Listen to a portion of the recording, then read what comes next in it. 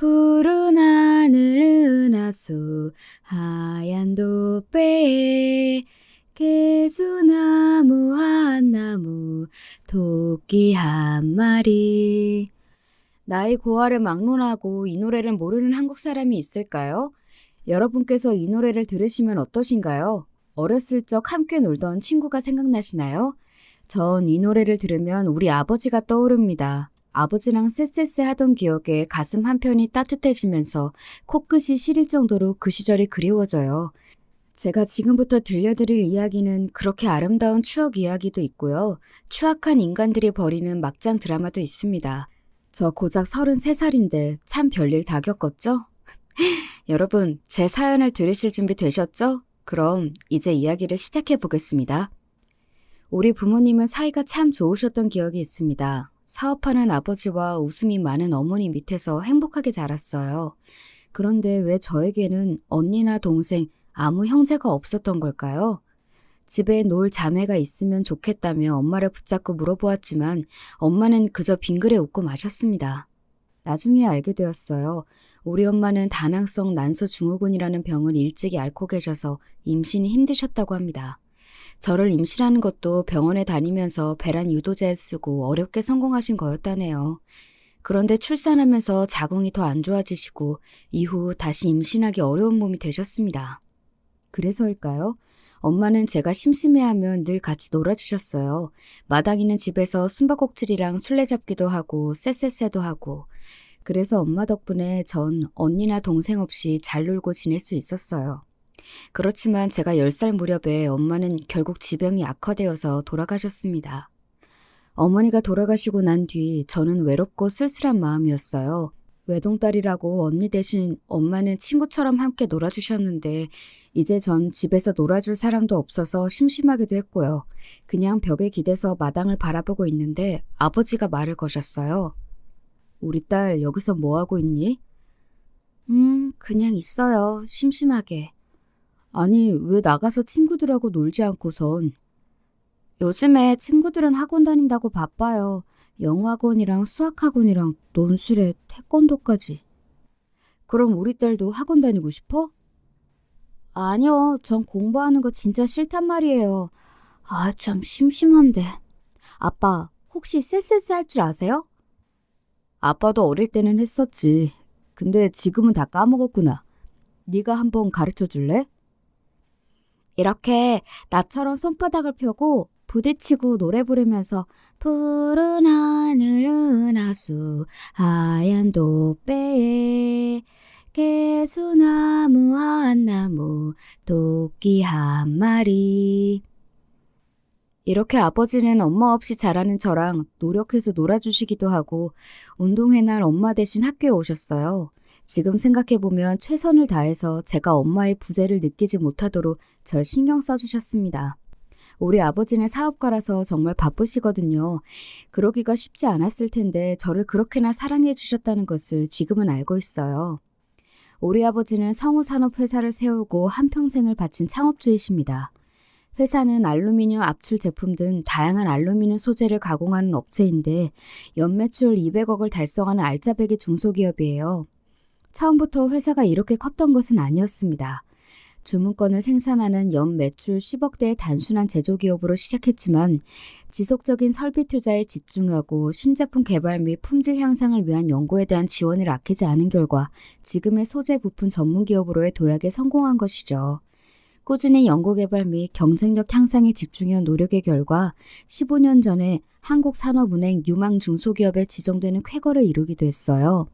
그날을 기념하기 위해 아버지는 회사를 위해 일하신 직원분들을 모시고 조촐하게 우리 집 마당에서 파티를 열었답니다.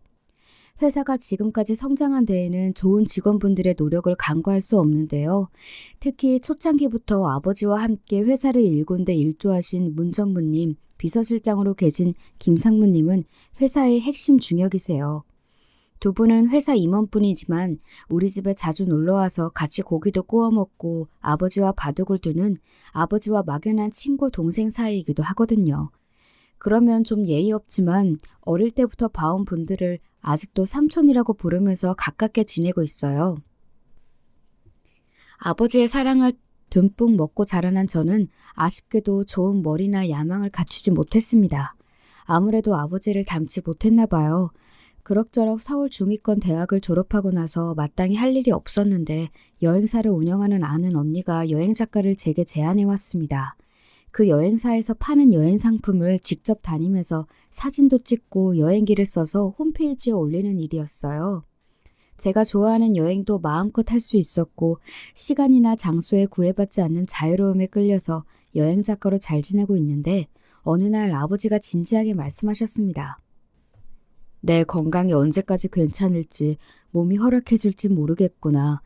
네가 어서 결혼하고 안정된 가정을 이루어야 아버지가 안심할 수 있을 것 같다. 이 아비가 눈여겨보고 있는 신랑감이 있는데 한번 만나보겠니? 제가 남자친구가 있는 것도 아니고 아버지가 이렇게 간곡히 말씀하시는데 그 뜻을 따라야죠. 아버지가 소개해준 남자는 아버지 회사 직원 중 초고속 승진한 김지훈 과장이었습니다. 직접 만나본 지훈 씨는 이병헌을 닮은 잘생긴 얼굴의 남자였습니다. 어떤 여자라도 만나본다면 호감 가질 만한 남자였는데 남자의 외모를 그리 따지지 않는 저이지만 막상 잘생긴 남자가 좋긴 좋더라고요. 사장님 소개로 나오기는 했지만 제 생각보다 더 아름다운 여성분이시네요. 처음 뵙겠습니다. 김지훈이라고 합니다. 저도 반가워요, 지훈 씨. 아버지가 회사분을 소개해 준다기에 기대 안 했는데 지훈 씨야말로 참 잘생기셨네요. 네? 아버지요? 그럼 수혜 씨가 사장님의 따님이셨다는 말씀... 저는 미처 몰랐습니다. 사장님이 그저 소개해 줄 아가씨가 있다고만 하셨는데... 그러셨군요. 아버지도 참 짓궂으세요. 사장 딸이라 제가 부담스러우신 건 아니죠? 당황해서 부끄럽다는 듯 얼굴을 붉히니 그가 귀여워 보였습니다. 저보다 3살이 많았지만 말이죠. 대화가 서로 잘 통하는 데다가 명문대학교를 졸업해서 회사에서 인정받는 능력남이었던 지훈 씨에게 점점 끌렸어요. 지훈 씨는 머리가 똑똑해서 그런가 말도 참 조리 있게 잘했어요. 그가 하는 말이라면 똥으로 된장을 쓴데도 믿을 만큼 말이죠. 뿐만 아니라 지훈 씨는 매너가 참 좋았어요. 제가 차에 타고 내릴 때마다 미리 차문을 열어주고 제 머리가 차에 부딪히지 말라고 커다란 손바닥으로 제 머리를 감싸줄 때면 마치 공주님 대접받는 기분이었답니다. 지훈 씨와 데이트를 하러 나갈 때마다 아버지는 흐뭇한 미소로 저를 지켜보셨습니다. 만나면서 지훈 씨는 저에게 잘해줄 뿐만 아니라 자꾸 결혼 이야기를 꺼내고는 했어요. 수혜 씨, 우리가 결혼하면 아기는 몇 명 낳고 싶어요? 난 2명쯤 되면 좋겠는데 힘들면 1명도 괜찮고요. 같이 사는 신혼집은 어떤 곳이었으면 좋겠어요? 벌써부터 저와의 결혼을 상상하다니 지훈 씨가 나를 참 많이 좋아하는구나 싶었어요. 당연히 저도 지훈 씨가 날이 갈수록 좋아지고 정이 들었죠. 좀 더 싱글 생활을 즐기고 싶은 마음도 있었지만 남자친구가 결혼을 서두르는 눈치이고 아버지도 결혼해서 손주를 기대하고 계셨기 때문에 전 결혼에 대한 결심을 굳혀갔어요. 지훈 씨의 부탁으로 시부모님께 인사를 드리러 가는 길이었습니다. 아버지는 사돈 어르신들께 잘 보여야 한다면서 백화점에서 사온 갈비 1세트와 과일 바구니 그리고 고급 위스키까지 수행비서를 통해 보내주셨어요. 어머나, 이렇게 선물을 고하게 보내시다니 몸둘 바를 모르겠네요. 아버님께 정말 감사하다고 인사 전해주세요. 이걸 어쩌나. 나는 그냥 집밥만 준비했는데 우리 집도 누추하죠? 별 말씀을 다 하세요, 어머님. 저 집밥 정말 좋아해요. 맛있게 잘 먹겠습니다. 그리고 집도 너무 예뻐요. 화초도 많고요. 네, 내 화초 키우는 취미가 있어서 이렇게 집에 많이 들여놨다고 바깥 양반은 매일 타박이라고. 내가 무슨 타박을 했다고 그러시오? 야, 아들아, 그 며느리가 가져온 위스키 좀 따봐라. 이런 고급은 평생 처음 본다. 이런 건 값이 얼마나 하려나? 어머님, 우린 곧 가족이 될 텐데 제가 아랫사람이니까요. 저한테 말씀 편하게 해주셔야 저도 편하게 어머님 대할 수 있죠. 그래도 사장님 따님이신데 어찌 감히... 아니요. 아니, 난 그냥 이렇게 존댓말 쓰는 게 편해요. 아직 우리 애랑 정식으로 결혼한 것도 아니고. 그럼 식사 맛있게 해요. 이렇게 밥을 차려주시고 어머님은 부엌으로 가버리시는 겁니다. 함께 식사를 하자고 해도 예비 시모는 누룽지를 끓여야 한다, 후식을 준비해야 한다는 핑계를 대시면서 저와 겸상을 끝까지 안 하셨어요. 하지만 저에게 친절히 잘 대해주시고 이런저런 간섭을 하실 분은 아닌 것 같아서 걱정하던 시댁 스트레스는 없겠구나 싶어 안심이었죠. 식사를 마치고 나서 저는 혼자 시댁을 둘러보았습니다. 그리고 지훈 씨가 쓰는 방을 구경하다가 책상 서랍에서 이상한 것을 발견했어요. 그것은 예전 사귀던 여자와의 연애 편지였습니다. 사람 촉이라는 게 참 이상하죠? 왜인지 두 번째 서랍을 열어보고 싶어져서 열어보았더니 저기 안쪽 구석에 살짝 구겨진 채로 하늘색 편지 봉투가 보이는 거예요. 그리고 겉에는 내 마지막 사랑에게 라고 쓰여 있었습니다. 좀 야비한 일이긴 하지만 궁금한 마음에 저도 모르게 그 편지를 읽고 말았어요. 오빠가 이렇게 내 곁을 떠날 줄은 몰랐어. 그래, 다 이해해. 나에 대한 사랑이 변해서가 아니라는 것을 말이야. 그래도 얼마나 떨어져야 우리는 다시 만날 수 있는 걸까? 당장 내 옆에 없는 당신을 오늘도 그리고 있어. 기다릴 거야, 죽을 때까지. 그리고 당신의 마음도 나와 같을 거라고 생각해. 아마 지훈 씨가 헤어지자고 하고선 여자가 못 잊고 보낸 편지 같은데 좀 소름 끼쳤어요. 죽을 때까지 못 잊고 기다린다니. 전 아직 그런 열정적인 사랑을 못 해봤기 때문일까요? 섬뜩한 느낌마저 받았어요. 하지만 30 넘은 남자가 찐한 사랑 한 번 안 해봤을까? 과거니까 그럴 수도 있지 생각하고 잊고 넘어가고자 했습니다. 시부모님의 결혼 허락도 받았고 우리 아버지야 애초에 우리가 결혼했으면 하는 의중으로 소개해 주신 장본인이니 지훈 씨와의 결혼은 일사천리로 진행되었습니다. 지훈 씨의 부모님은 평범한 집안이었던 것 같고 지훈 씨도 잘 나가는 셀러리맨이라고는 하지만 모아놓은 재산이 없었기 때문에 서울에서 신혼집을 마련하는 것이 무리였습니다. 최근 아버지의 심장 질환이 부쩍 심해지셨는지 힘든 기색이 역력해지셨어요. 아버지는 동맥경화와 허혈성 심장 질환이 있으셨는데요. 병원에 주기적으로 다니면서 식단도 저염식 저지방으로 신경 쓰면서 관리하고 계셨어요. 하지만 이제 나이가 60대 후반에 접어들고 사업을 하다 보니 높은 스트레스 상황에 자주 노출돼서인지 의사는 각별히 건강관리에 유의해야 한다고 했습니다. 이런 상황에서 굳이 방도 많고 넓은 친정집을 두고 분가할 필요가 있을까 싶어서 조심스럽게 지훈 씨에게 말을 꺼냈죠. 지훈 씨, 서울에서 아파트를 산다는 게 보통 어려운 일이 아니잖아요. 게다가 아버지께서 2층에 있는 방들은 우리가 마음껏 편하게 사용해도 된다고 하시고요. 당분간만 우리 집에서 지내면 어떻겠어요?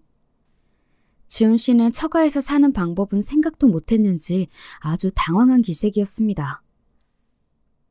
글쎄, 꼭 그래야 하는 걸까?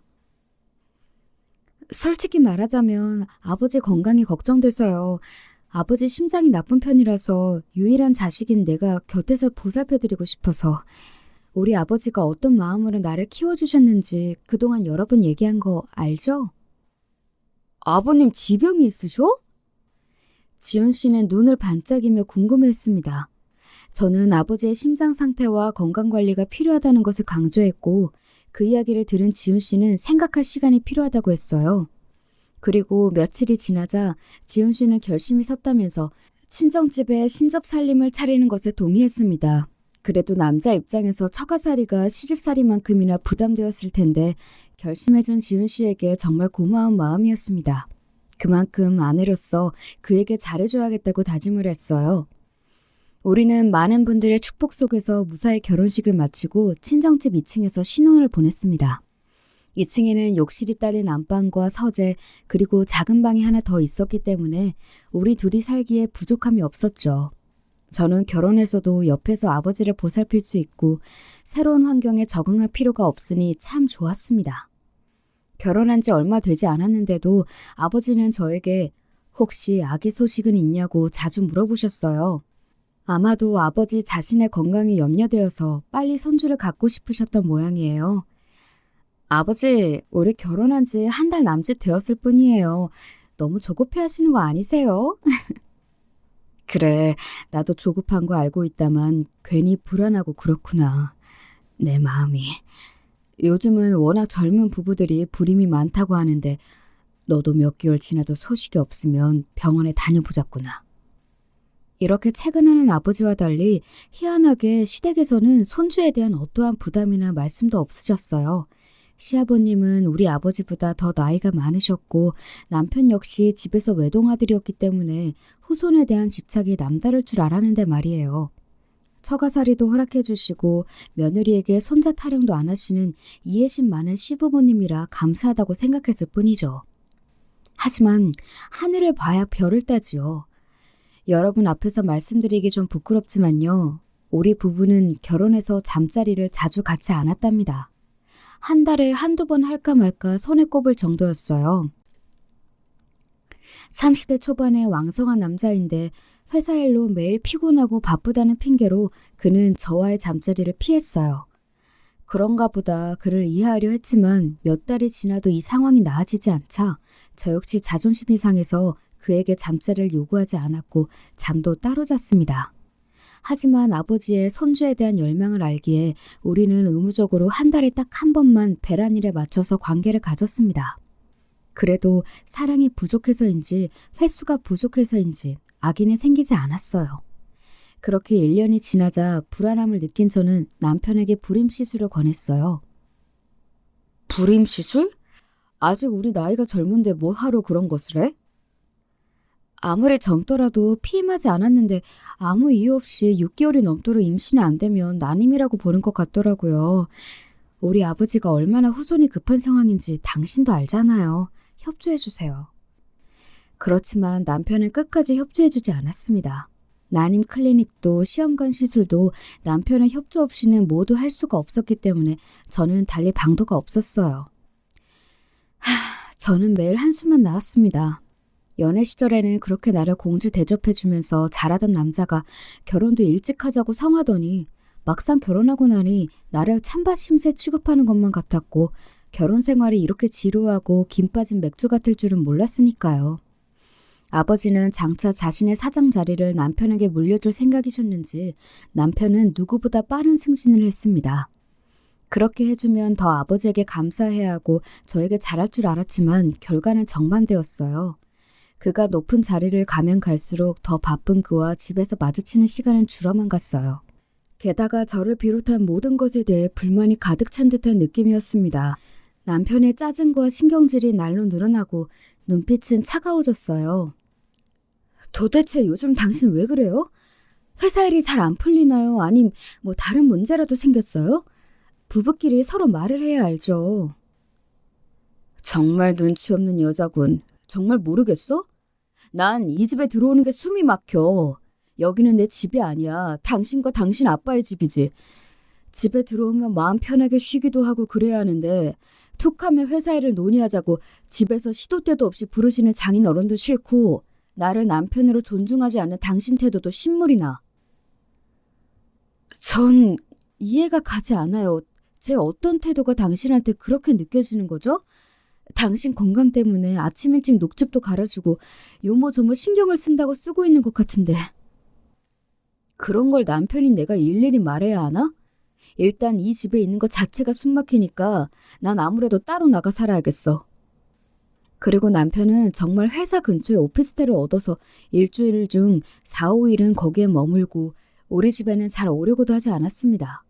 참다 못한 저는 아버지께 분가를 말씀드릴 수밖에 없었습니다. 지금 남편은 분가하고 싶다고 제게 시위하는 것일 테니 말입니다. 분가 얘기에 아버지는 내심 서운해하셨지만 이해하신다면서 직접 좋은 동네에 아파트를 매입해 주셨습니다. 저는 남편과 화해하고 싶어서 분가 얘기를 할 겸 남편이 지내는 오피스텔에 갔어요. 그리고 남자 혼자 사는 집이 오죽할까 싶어서 집 정리와 청소를 할 겸 말이죠. 저는 그곳에서 뜻밖의 물건을 발견하고 맙니다. 여성용 스타킹이 욕실 수건걸이에 걸려있는 거예요. 돌아온 남편에게 그것을 눈앞에 보여주고 물었죠. 당신, 이곳이 도대체 뭐예요? 미안해. 그때 내가 너무 마음이 힘들어서 잠깐 술집 여자랑 오피스텔에서 정말 한 번뿐이었고 하룻밤 실수였어. 다시는 있을 수 없는 일이야. 남편은 진심으로 뉘우치고 반성했습니다.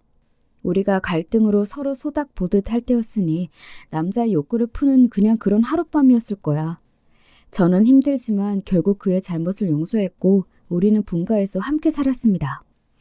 한동안 남편은 전보다 집에 잘 들어오고 저에게도 잘하려고 노력하는 모습을 보였어요. 그러던 어느 날 남편 심부름으로 급작스럽게 저는 시댁에 가야 했습니다. 시부모님은 평소에도 시가에 오라고 부르시지도 연락도 잘 안 하셨어요.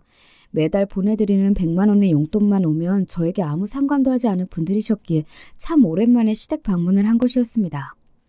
시댁 현관 앞에서 기다리자 당황하며 문을 열어준 시모 뒤로 처음 보는 여자 두 분의 손님이 계셨어요. 아니, 네가 갑자기 우리 집에 무슨 일이냐? 출발하기 전에 몇 차례 어머님께 전화드렸는데 바쁘신지 안 받으시더라고요. 남편이 예전 대학교 때 모아놓은 공부 자료를 가져오라고 저를 보냈어요. 그런데 손님이 와 계신가 봐요. 안녕하세요. 전 며느리 되는 최수혜라고 합니다. 시모는 놀란 표정을 거두고 이내에 아무 일 없었다는 듯이 저에게 손님들을 소개해 주었습니다. 여기 이 사람은 내 오랜 친구 정숙이.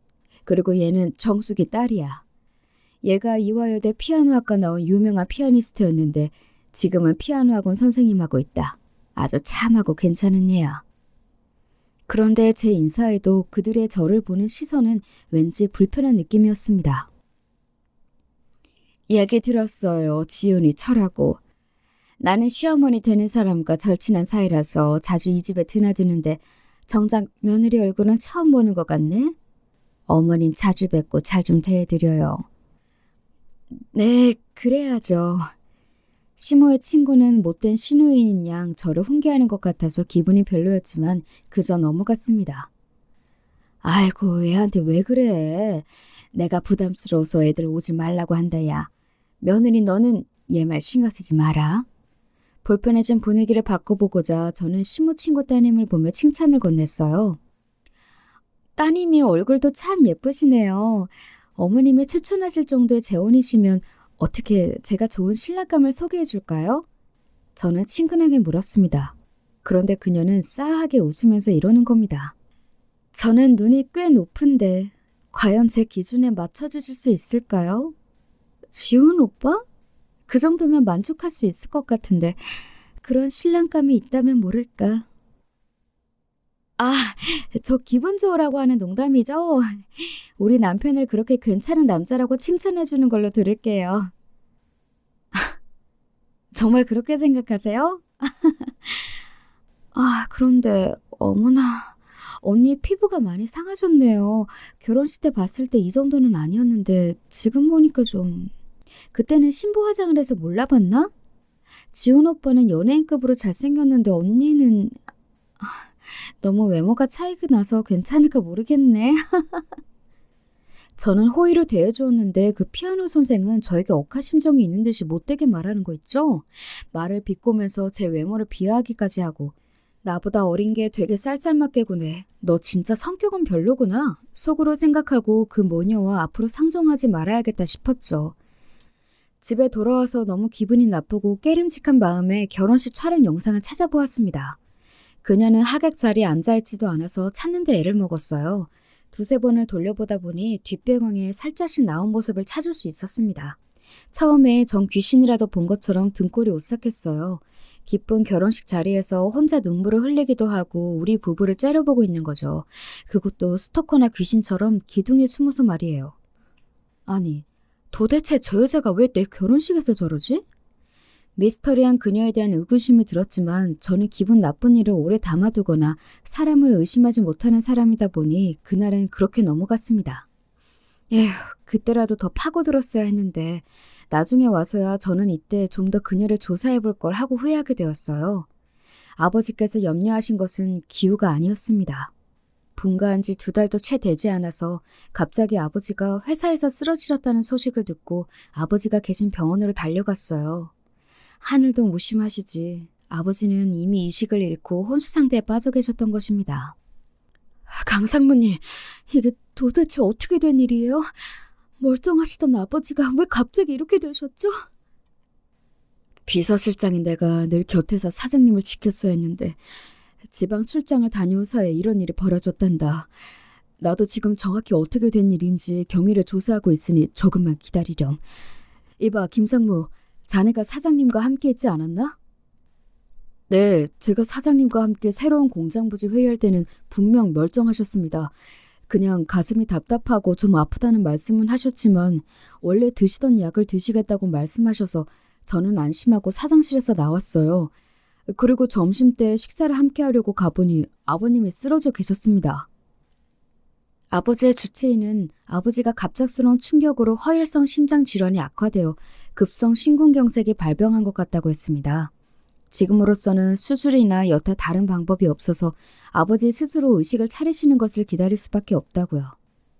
저에게 유일한 가족인 아버지가 잘못되신다는 생각만으로도 저는 정신이 아득해졌고 실신한 것처럼 세상이 빙빙 도는 기분이었습니다. 아무래도 당신 안 되겠다. 이러다가는 당신까지 잘못되고 말아. 당신도 입원해서 처치를 받아야겠어. 남편의 권유대로 병원에 입원해서 며칠 지내면서 저는 몸을 회복하고 있었습니다. 그런데 갑자기 비서실장 강상무님이 저를 다급히 찾아오셨어요. 수혜야, 큰일이다. 사장님이 못 일어나는 동안 너의 남편이 못된 짓을 꾸며서 회사를 꿀할 속셈인 것 같아. 네? 설마 아버지가 이런 일을 당하신 중에 그 사람이 그럴 리가요.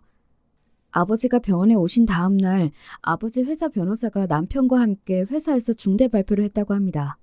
그 변호사는 아버지가 가까이 하시고 중요한 임무를 맡겨온 분인데 회사의 모든 직원들 앞에서 이렇게 얘기했다고 해요.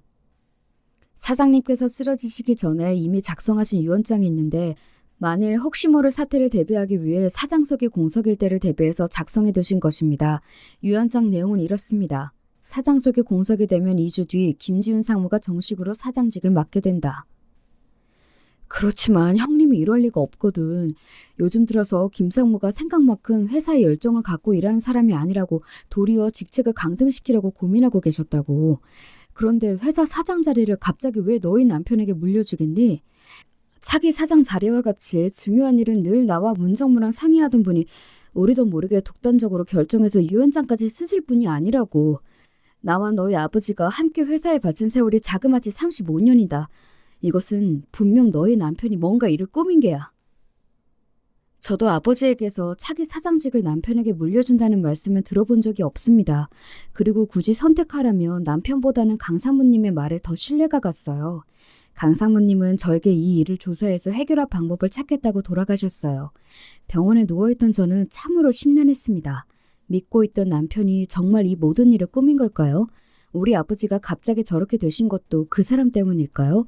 저는 한없이 괴로웠지만 이대로 가만히 누워있을 수만은 없었어요. 그리고 아버지가 계신 병실에 가서 아버지 앞에서 목 놓아 울었지요. 아버지, 이러고 계시면 어떡해요? 강사모님 말대로 남편이 아버지를 이렇게 만든 거예요? 회사를 차지하려고 계략을 꾸민 거냐고요? 아버지는 다 알고 계시잖아요. 이렇게 누워있지만 말고 어서 일어나세요. 어서요. 제 서러운 외침에도 아버지는 평온한 얼굴로 누워 계실 뿐이었습니다. 병원에서 나와 집에 들어가자마자 저는 못 볼 광경을 보고 말았어요. 여러분, 앞에서 말했던 추악한 자들이 벌인 짓을 이제부터 감상하실 차례입니다. 우리 집 현관문 비밀번호를 누르는데 자꾸만 오류가 뜨는 것입니다. 이상해서 재차 누르려는데 누군가 현관문을 열어주고 제 앞에 서 있는 거예요. 그 사람은 지난번 시댁에서 우연히 마주쳤던 그 재수없는 시모 친구 딸이었어요. 당신이 왜 우리 집에 있는 거야? 그리고 제멋대로 현관 비밀번호까지 바꿔놓고? 집에 들어서서 보는데 거실에는 온통 처음 보는 가구들이 들어차 있었습니다. 이제부터 오빠와 내가 살 집이니까 비밀번호는 변경했어요. 어때요? 가구들이 정말 고급스럽죠? 명색이 사장딸이라면서 당신 안목이 그렇게나 떨어지는지 몰랐어요. 예전에는 촌스러운 가구들만 있더라고. 그래서 나에게 걸맞은 좋은 가구로 싹 바꿔놓았는데 정말 아름답지 않아요? 지훈 오빠는 당신과 결혼한 가정이 있으면서도 외로워했고 나를 통해 삶의 의미를 찾고 있다고 했어요. 그러니까 네가 결혼한 내 남편을 꼬드겨서 만나왔다. 사실 나는 상간녀이다 뭐 이런 거야? 아니, 네 남편은 처음부터 내 것이었어. 너는 그저 그 회사를 물려받기 위해 이용했을 뿐인 허수아비였다고.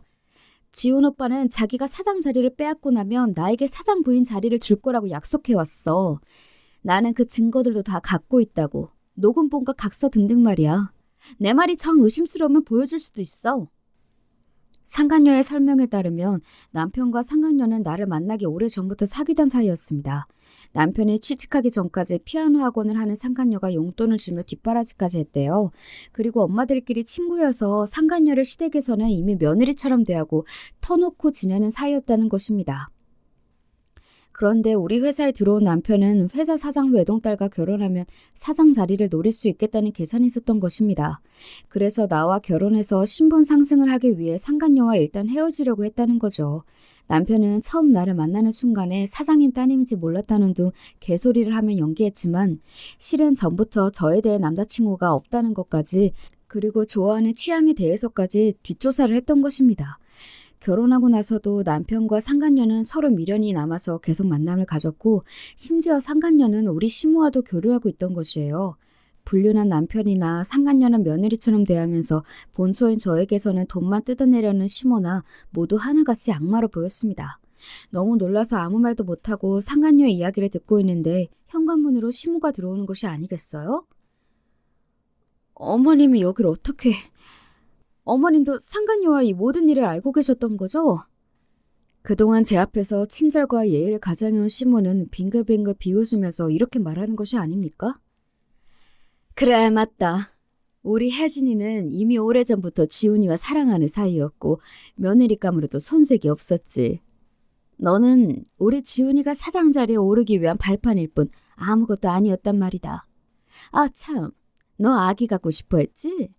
왜 너희 부부에게 아기가 안 생겼는 줄 알아? 그건 바로 내 아들이 정관 수술을 했기 때문이야. 너하고 사이에서 자식을 갖지 말라고 내가 그 애를 수술하게 만들었다. 어차피 너희 회사 뺏고 나서 너는 버릴 건데 괜히 자식이 있으면 여러모로 골치 아프지.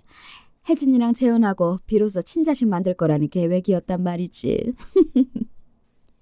시모의 말은 비수가 되어 제 가슴을 후벼 팠습니다. 결혼해서 임신이 되지 않아서 애달파했던 지난 순간들이 떠올랐어요. 매일 아기를 보내달라고 하나님께 기도하고 심지어 새벽 기도까지 나가보았습니다. 어디 누가 이런 게 임신에 좋다더라 흘리는 말도 허투루 듣지 않고 시도해보고 했던 제가 떠올랐어요. 그런 저를 보고 남편과 시모 그리고 상간녀까지 얼마나 저를 보고 비웃었을까요? 그리고 우리 아버지는 불쌍해서 어떻게 해요? 그렇게나 손주를 바라셨는데 차기 우리 회사를 물려줄 손주를 기다리셨는데 말이죠. 그 모든 이유가 남편이 정관수술을 했었다니 애초에 임신이 불가능했던 것이 아닙니까? 저와 아버지까지 바보로 만든 남편을, 시모를 용서할 수 없어요. 절대로. 더 이상 그 여자들의 꼴을 못 보고 우리 집에서 나갔어요. 절망스러운 상황에서 저는 본가로 들어갔습니다. 그리고 놀란 가슴을 진정시키고 어떻게 하면 회사와 내 집을 되찾아올 수 있는지 그들에게 속 시원히 복수할 방법은 없는지 궁리했어요. 그리고 본가에서 두문불춘하고 있는데 문 전무님이 저를 찾아오셨어요. 수혜야, 지금 회사에서 무슨 일이 벌어지고 있는지 알고 있느냐? 김상무 그 개자식은 대놓고 이제 회사는 내 거야 라며 사장처럼 굴고 있다. 오랫동안 함께 회사에 재직한 원로 직원들에게 막대하고 있어. 나이가 들었으니 어서 퇴사하라고 압박을 가하고 있단다. 특히 사장님과 동고동락한 창립 멤버인 나와 비서실장에게는 치욕스럽게 굴고 있지. 그놈이 그 정도로 강교한 놈인지도 모르고 능력이 있다며 그렇게 승진을 시켜주었구나. 그리고 내가 열불이 나는 것은 그놈 불륜녀가 이미 사장 부인인 척 회사에 드나들고 있는 것이다. 회사 소문은 또 얼마나 흉흉한 줄 아느냐? 창업주의 딸인 네가 버젓이 있는데 형님도 쓰러지신 거지 아직 돌아가신 게 아니잖아. 그런데 그놈이 그렇게 아나무인으로 회사의 분위기를 흐리고 있어. 문 전무님의 이야기를 듣고 나니 저는 더 죽을 것처럼 답답해졌습니다. 남편과 시모 그리고 상간녀까지 쳐 죽이고 싶을 만큼 분노는 활활 타는데 딱히 해결할 방도가 없는 것이에요. 일단 문 전무님과 강 사무님까지 불러서 우리는 방법을 논의했습니다. 일단 저에게 방법 하나가 있는데요. 그 상간녀가 흘린 말 중에 김지훈 그놈이 회사를 먹을 계획을 짰던 것에 대한 증거를 찾을 수 있을 것 같아요. 각서랑 녹음 파일이 있는데 아마 상간녀가 갖고 있을 거예요. 그것을 좀 찾아봐 주세요. 나는 그동안 그놈이 회사에서 저지른 비리를 캐왔단다. 그리고 우리 형님이 쓰러지는 데에는 아무래도 이놈이 개입된 것 같구나. 내가 이를 좀 더 자세히 알아보고 확실한 증거를 잡으며 그때 공개하겠다. 지금 형님 곁에서 간호한 사람은 수혜 네가 알고 있는 사람이냐? 아니에요. 병원에서 붙여준 인력으로 알고 있어요. 왜 그러세요? 그 간병인은 너의 시모와 남편이 자기 사람으로 심어놓은 것 같더구나. 형님이 깨어나시는지 감시하도록 말이야. 그 간병인에게는 내가 그들이 약속한 돈보다 큰 돈을 주면서 입막음을 했다. 그리고 형님이 의식을 차릴 수 있도록 돕고 만약 깨어나시면 바로 우리에게 연락하도록 얘기해 두었다. 이렇게 우리는 각자 남편에 대한 복수를 위해 한 걸음씩 다가가고 있었습니다. 강 사모님은 제가 얘기했던 증거를 찾기 위해 흥신소 직원을 고용해서 상간녀의 뒤를 밟았다고 합니다. 상간녀 집과 피아노 학원 등을 수색했지만 허탕을 쳤지만 포기하지 않고 추적한 끝에 자료를 결국 찾고 말았어요. 멍청하게도 상간녀는 자기 차의 앞좌석 수납바스에 각서와 녹음 파일이 담긴 USB를 두고 있었습니다. 흥신소에서 전달받은 그것들은 강상무님이 갖고 있기로 했습니다. 강상무 삼촌, 이것이 삼촌이 바로 그날 요긴하게 사용해 주세요. 우리는 남편과 시모가 눈치채지 못하도록 표면적으로는 쥐죽은 듯이 지냈지만 물밑 작업을 각자 열심히 하고 있었습니다. 그리고 얼마 뒤 남편이 보낸 이혼 청구 서류를 받게 되었습니다. 뻔뻔스럽게도 그는 오랜만에 전화를 해서 이렇게 말하는 거죠. 아버지 그렇게 되시고 어째 너도 조용히 지낸다? 이제야 상황 파악이 다 되었어? 당신 낯짝 참 두꺼워. 사람으로서 그런 짓을 저지르고도 나한테 전화를 해? 그리고 뭐 이혼 소송? 도대체 누가 잘못했는데 죄 지은 놈이 도리어 이혼을 청구하다니. 그렇게만 생각하지 마. 내가 너랑 너희 아빠를 참아주면서 결혼해서 산 세월이 몇 년인데 나 참 노력 많이 했거든? 내가 사랑하는 여자도 상처 주고선 겨우 차지한 이 자리를 위해서 말이지. 이미 내가 이 회사 사장이 된 것은 기정사실이고 회사 밖에까지 널리 알리기 위해서 취임식을 성대하게 열까 해. 지역 구의원이나 명사들도 많이 참석하고 나의 취임을 축하해야지. 그런 자리에 너나 문전무, 강사무도 빠질 수 없잖아? 3일 뒤에 신라 호텔에서 열 거니까 예쁘게 차려입고 와서 나를 축하해줘라. 사람이 이렇게 짐승 같을 수가 있을까요? 악한 마음과 뻔뻔함이 지나친 이 남자의 말을 지금은 그냥 참고 들어주었습니다. 하지만 저는 마음속 깊이 칼을 갈고 있었죠. 그래, 조금만 기다려라. 그 화려한 취임식 내가 제대로 똥물 쏟아주마. 하늘도 이런 놈은 용서할 수 없으셨던 걸까요? 제가 불쌍하셨던 걸까요? 뜻밖의 좋은 소식을 듣게 되었습니다. 아버지 주치의 의사에 급한 호출이 왔어요. 아버지 의식이 돌아오셨어요. 어서 와보세요. 그리고 강상무와 문전무님도 간병인의 호출로 급히 병원으로 오셨습니다. 저는 병원으로 가는 길에 변호사에게 연락해서 한시라도 빨리 병원에 와달라고 했어요. 병원에 가보니 아버지는 겨우겨우 눈도 깜빡이고 입도 조금씩 움직이셨습니다. 아빠, 정신이 드세요? 괜찮으세요? 아버지는 기운이 없으셔서 제가 귀를 아버지 입에 가까이 대야 들을 수 있을 만큼 작은 소리로 말씀하셨어요. 난 괜찮다. 강사모한테 얘기 들었어. 사회 그 자식이 몹쓸 일을 벌였다지. 아버지는 그놈이 아버지에게 했던 짓을 폭로하셨습니다. 아버지가 쓰러지던 날 아침 일찍 남편은 변호사와 아버지 사무실에서 만나자고 급히 불렀습니다. 이보게, 갑자기 무슨 일인가? 변호사를 불렀으니 어서 유언장을 작성하세요. 유언장에는 첫째, 당신 재산을 나에게 물려줄 것. 그리고 둘째, 성우산업의 사장직이 공석인 경우 나 김지은 상무가 그 자리를 이어받는다는 것. 이 내용이 꼭 들어가야 할 것이야. 무슨 말도 안 되는 소리를. 자네 미쳤나? 내가 왜 그런 짓을 해? 이제 보니 너 그런 속셈으로 내 딸과 결혼했어? 그래. 그래서 마음에 안 드는 네 딸년과 결혼하고 개같이 처가살이하면서 3년을 참고 살았지. 바로 오늘을 위해서 말이야. 어서 변호사한테 유언장 작성시키고 않고 뭐해? 이놈이? 비서실장 어디 갔나? 보디가드 불러서 이 새끼 당장 끌어내! 지금 비서실장은 울산으로 출장 가지 않았습니까? 보디가드도 내가 다른 데 보냈고 장인어른은 내 말을 따를 수밖에 없을 텐데요. 내가 이 회사의 운명줄을 쥐고 있어요. 지난번 회사 자산을 담보로 100억을 긴급으로 대출했던 은행 있죠? 거기 은행장이 바로 내일 대출금을 회사하라고 하면 이 회사는 어떻게 될까요? 그래서는 안 돼! 그러면 우리 회사는 부도가 나고 만다고. 그러니까 이 회사 망하는 걸 보고 싶지 않다면 당장 유언장이나 작성하라고. 아버지는 하는 수 없이 남편의 협박을 이기지 못하고 그런 불합리한 유언장을 작성하게 된 것이었습니다. 그러고 나서 남편은 변호사와 아버지 모두에게 축발이 들자면서 음료를 권했어요. 마지못해 마셨던 아버지의 음료 속에는 심장에 해로운 약물이 들어있었고 아버지는 몇 분 뒤 그 자리에 쓰러지고 마신 겁니다. 남편은 비열하게 웃으면서 아버지를 내버려 두고 유언장만 들고 나가버렸고요. 죄송합니다. 그때 사위를 말렸어 했는데 어찌할 바 모르고 있다가 사위가 나간 뒤에 사장님의 음료잔을 제가 몰래 챙겼습니다. 나중에 사위가 저지른 짓을 입증하기 위해서 음료잔을 조사해보니 다행히 사위의 지문과 약물이 남아있었으니 증거 자료로 경찰에 넘길게요. 그리고 어서 유언장을 다시 고치시지요. 변호사는 남편이 아버지에게 위해를 가한 것을 목격자 증언도 하겠다고 나서주었고 남편의 뜻대로 작성했던 유언장은 원래대로 고쳐놓았습니다. 이렇게 유언장까지 변경하고 나니 남편에게 복수할 모든 준비를 마쳤습니다. 이젠 내 차례다. 남편과 시모 상간녀까지 이 년놈들아. 저는 집에 돌아와서 이혼서류에 도장을 찍어서 남편에게 보냈어요. 이튿날 취인식 날에 저는 파티 정장을 입고 취인식 자리에 들어섰습니다. 응? 네가 여기에 왜 와? 낯짝도 두껍다. 너 이혼 도장도 찍었다면서 아무것도 아닌 게 이런 좋은 날 망치려고 그래? 네, 이 좋은 행사 망치려고 왔어요, 아줌마. 근데 당신 아들 좆됐어. 저 여자가 미쳤나? 보디가드! 저 여자랑 저 직원들 다 내쫓아버려! 그때 호텔 연회홀 문이 열리면서 형사 2명이 들어왔습니다. 문 전무님과 변호사가 남편의 범죄 사실을 미리 경찰에 신고했던 것입니다. 김지훈 씨, 당신을 성우산업 비리 및 횡령 그리고 최무열 사장 살인 미수죄로 긴급 체포하겠습니다. 놔! 이게 무슨 짓이야! 이 회사의 사장은 나라고! 증거도 없이 저 새끼들 말만 믿고 경찰이 이래도 돼? 그때 호텔 스피커로 어떤 음성이 들려왔습니다. 혜진아, 내가 말했잖아.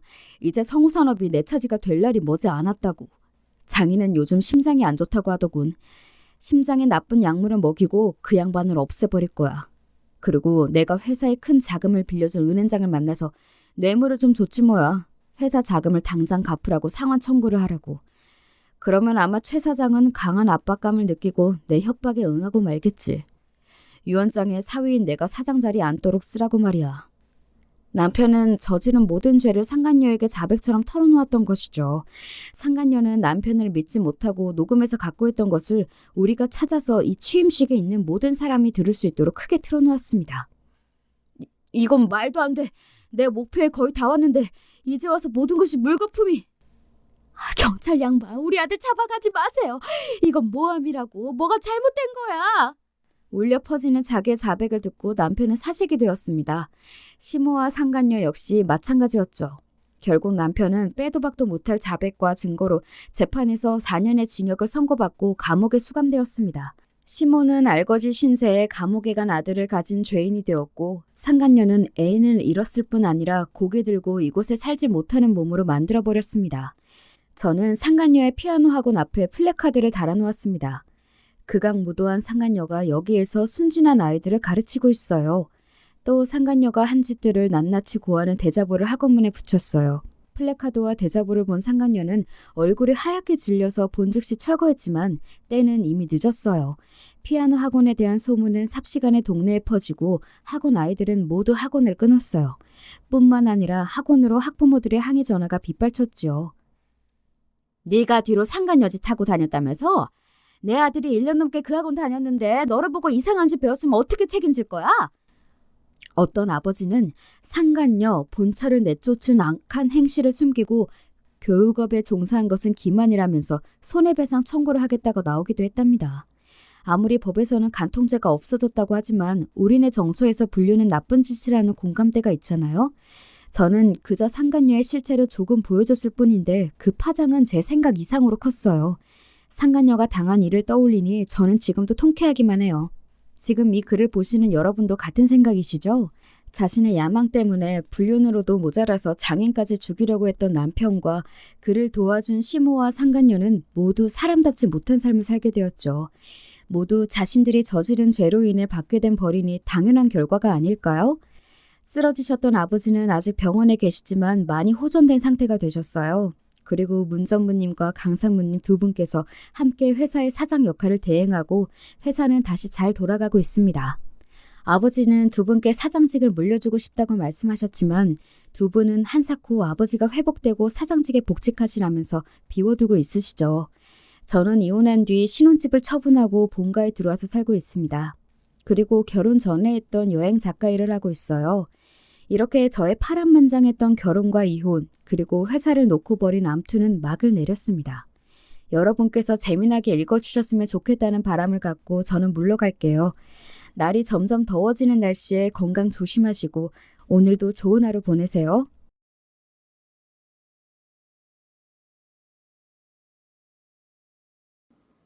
안녕하세요. 저는 경기도 수원에 사는 50대 여자입니다. 매일 사연을 듣기만 하다가 저한테도 영화에나 나올 법한 일이 일어나 제보하게 됐습니다. 여러분, 권선징악, 사자성어 아시죠? 저는 사실 어릴 때 학교에서 권선징악 얘기를 많이 들었으나 직접 경험은 딱히 해본 적이 없었어요.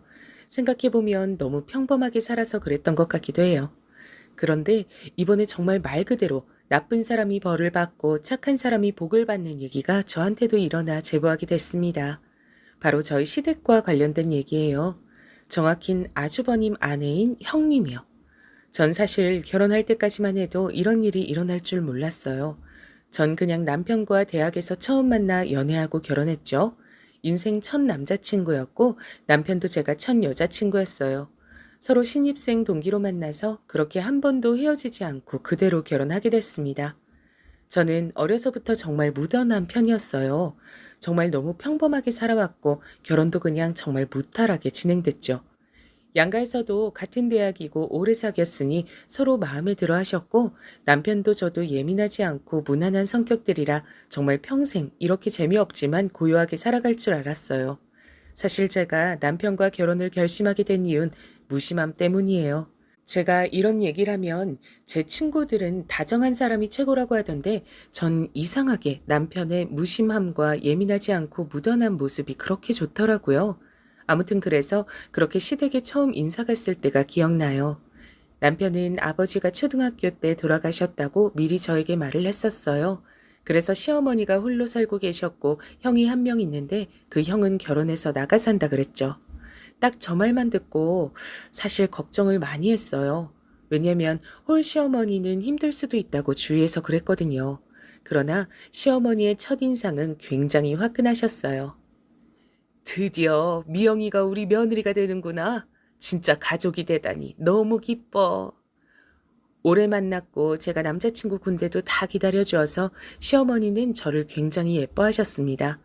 말은 그렇게 많지 않으셨지만 홀로 형제를 키워서 그런가 마냥 호락호락하진 않으셨어요. 알고 보니 시어머니는 지방에서 혼자 큰 식당을 운영하고 계셨습니다. 남편이 초등학교 다닐 땐 그냥 작게 동네에서 하는 백반집이었대요. 그런데 워낙 성격도 좋으시고 음식 맛도 좋으니까 가게가 점점 커져서 지금은 정말 큰 식당을 하고 계셨습니다. 그 동네 사람이면 이름만 들어도 아는 그런 유명한 지역 맛집이요. 옆 지역에서도 놀러 오면 꼭 들리는 그런 큰 식당이에요. 방송에도 몇 번 나와서 웨이팅까지 해서 먹는 식당이랍니다. 사실 이 얘기했을 때 제가 친언니가 있는데 언니가 걱정했어요. 식당을 하는 홀어머니면 제가 수시로 찾아가서 식당 일을 도와줘야 하는 거 아니냐 그랬죠. 하지만 시어머니는 저에게 단 한 번도 도와달라고 하지 않으셨습니다. 애초에 제가 가서 도와주지 않아도 직원들이 워낙 많으니까 제가 가지 않아도 된다고 했었고요. 생각보다 많이 큰 식당이었어요. 저는 오히려 어머님 식당이 너무 커서 놀랐던 기억도 나요.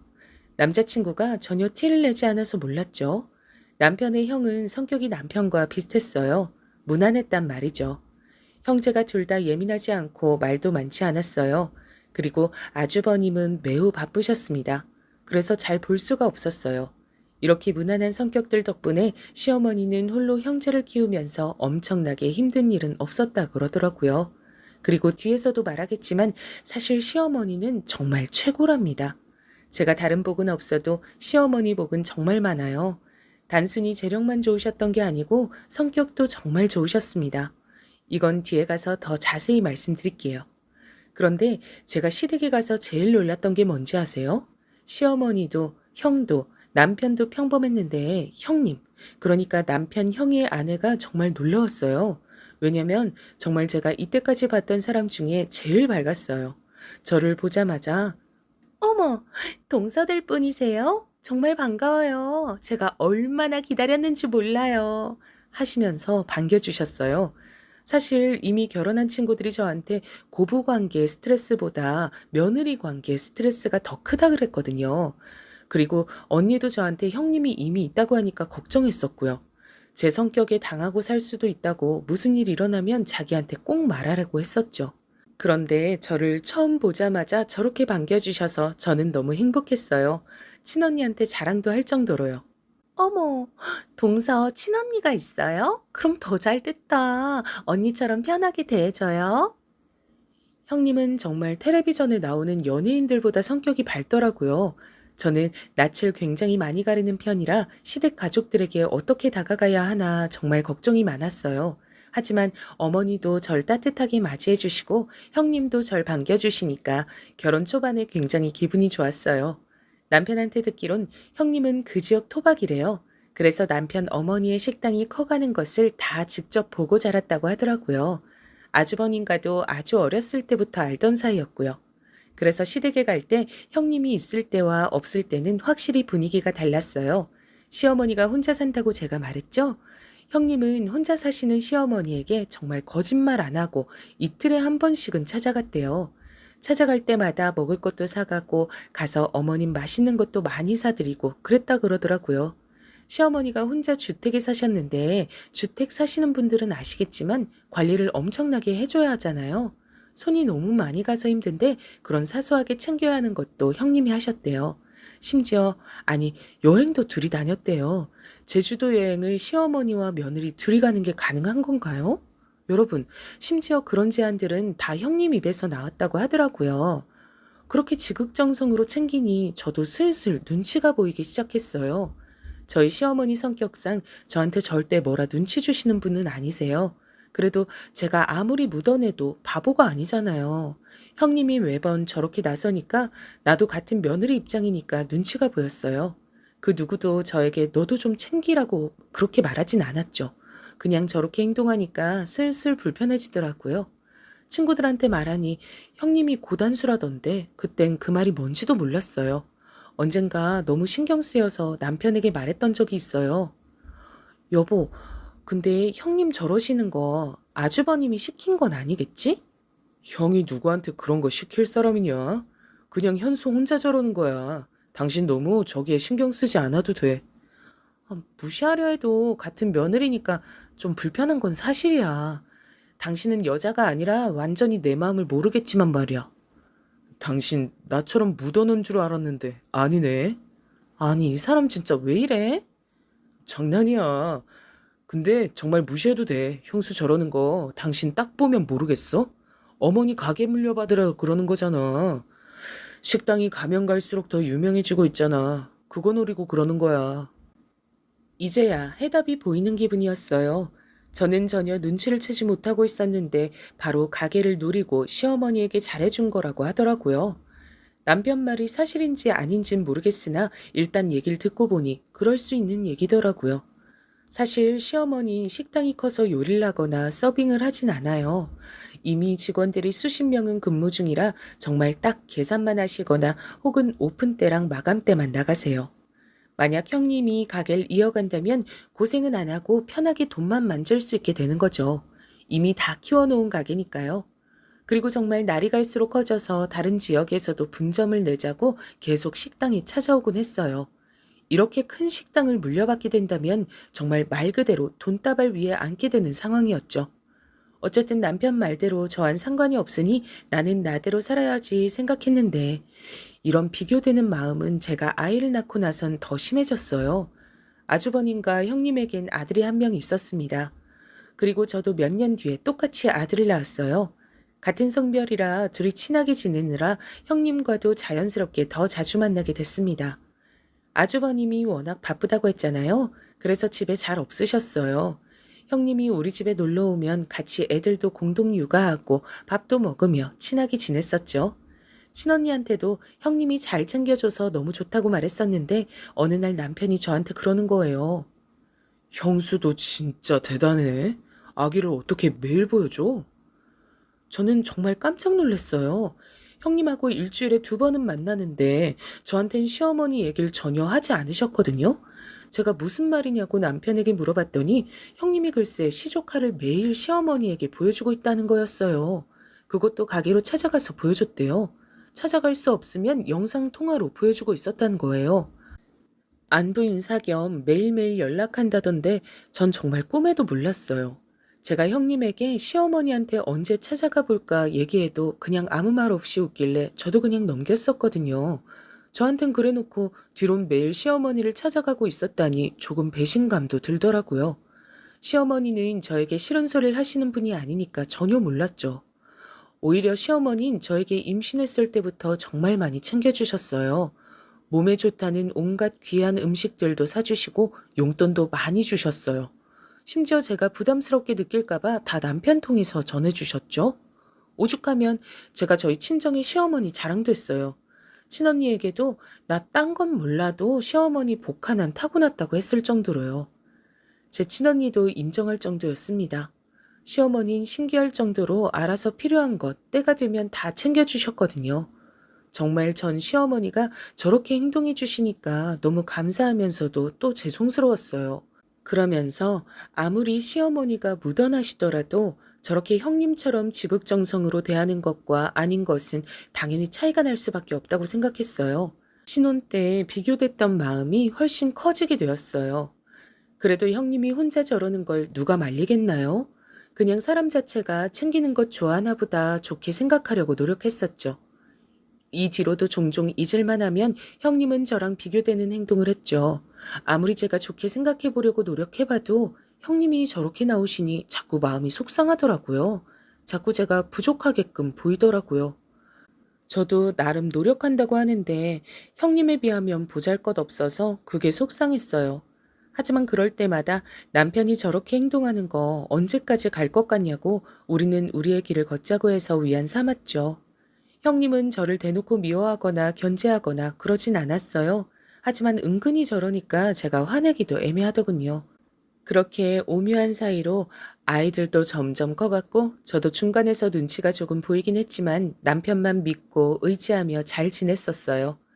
아이가 초등학교에 입학하자 더 바빠져서 저도 어느 정도 내려놓고 살고 있었습니다. 아, 이렇게 말하니까 저는 시댁에 못해준 것처럼 생각하실 수도 있는데 전혀 아니에요. 저희 친정에서도 시어머니가 혼자 사시니까 많이 챙겨주라 말씀하셨고 저도 시어머니가 싫지 않고 오히려 잘 만났다고 생각해서 나름 도리는 하던 상황이었습니다.